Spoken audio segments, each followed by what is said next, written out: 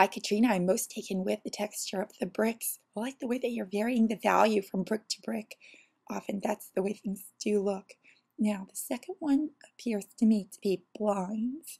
And I would say with subject like blinds, you'll probably want to use a straight edge for best effect.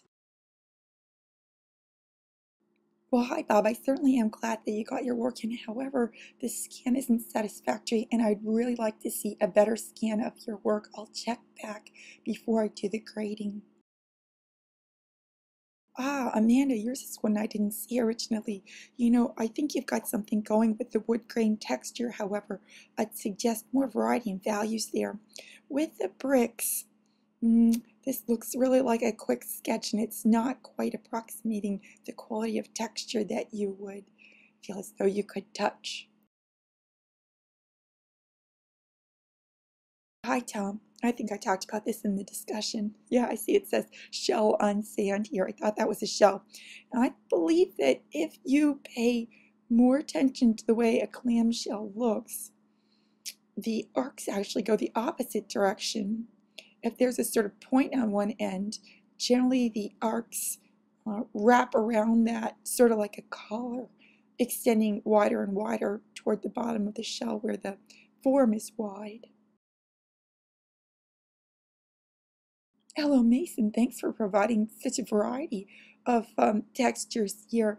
The one labeled brick seems of interest, and the pine board is quite convincing. I think there are a few of you who are good at chewing wood.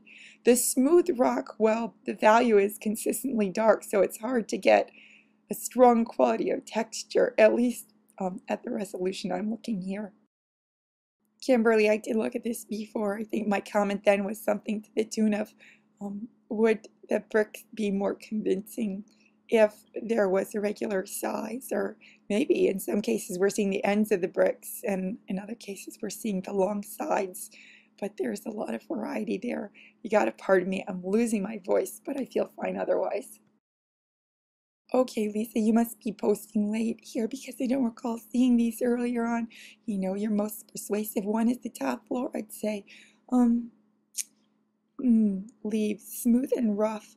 I think you can do a better job with leaves. Maybe this is a close view of a leaf. Also, you could do a better job of scanning. Why are these images not focused?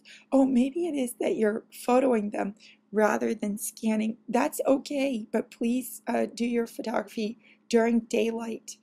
Use natural light, and it will be far easier to hold the camera steady.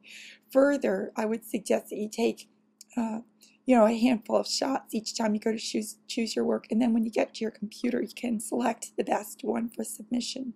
Well, Chris, I'm very interested in what you did because you took my shortcut and you put it to use, and I can tell very clearly that not only did you make a rubbing, but you've also added more shading to that. The only thing is, as I said before, that with the mosaic it'd be good to see more of it, and I think you'd have a feeling of success there. You're on the right road. Nina, you have a great capacity to dig in. Look at that couch pillow texture. That took a long time to create. What is it that helps a person get in the groove when it comes to drawing? I think you just begin. You're listening to music you like.